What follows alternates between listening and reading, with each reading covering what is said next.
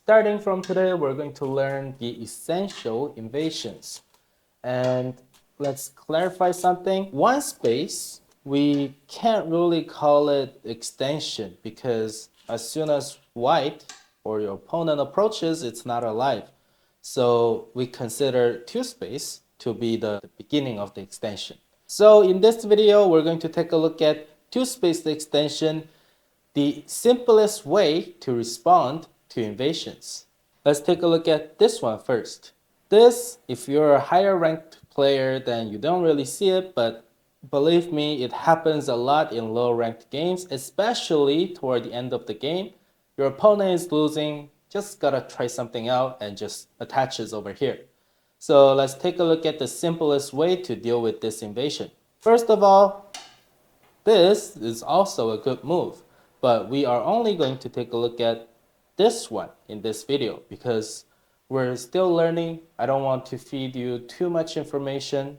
You can get confusing, so let's take a look at this one first. What happens if white plays here? Of course, we're going to first Atari this stone. When your opponent extends, here is the question. Would you play here or here? A lot of people can see this Atari, so it seems like an obvious answer. But when black plays here, white can counter Atari. Black captures this stone, white captures this stone. The corner is pretty solid. Black got absolutely nothing in return. It's still not alive, so it's a terrible result for black. So from here, the respond should be this one. You can play this one too, but let's play solidly in the beginning because we're still learning. So you connect, and what if this white runs? Let's see if white runs. Hane, black has 3 liberties and white has 2. White cannot run, and this group is settled. On top of that, because you got a stone on the second line, this 3-3 invasion just got really severe all of a sudden. Now let's take a look at another side. Again, you're going to Hane from bottom. When white Hane's back, Atari. When white extends, now where would you play? Would you play this Atari or connect up over here? Again, the answer is something over here. Depending on the situation, of course, you can tiger's mouth, but let's just play solidly for now. Connect up, and white, again, cannot escape. When you play here, what if white bumps? Then it's very simple. Just keep crawling. What if white pushes here? Crawl. White has to answer, and you can keep at this weakness.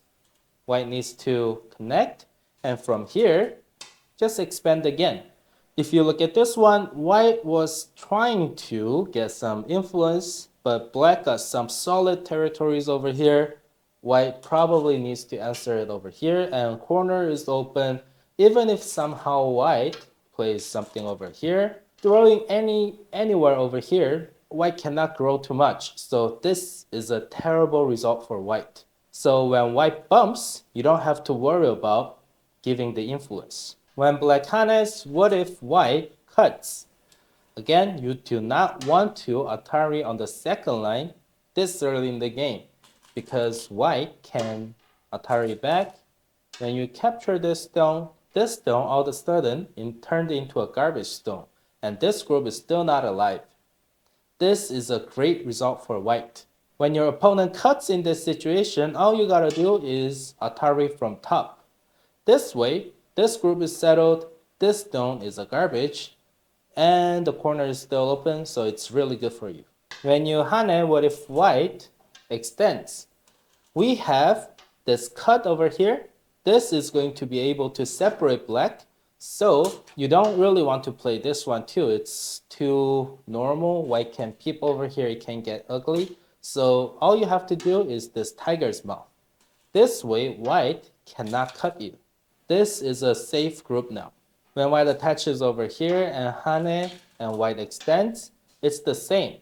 You don't really have to do anything over here. All you gotta do is this tiger's mouth. White cannot cut because this stone is going to die.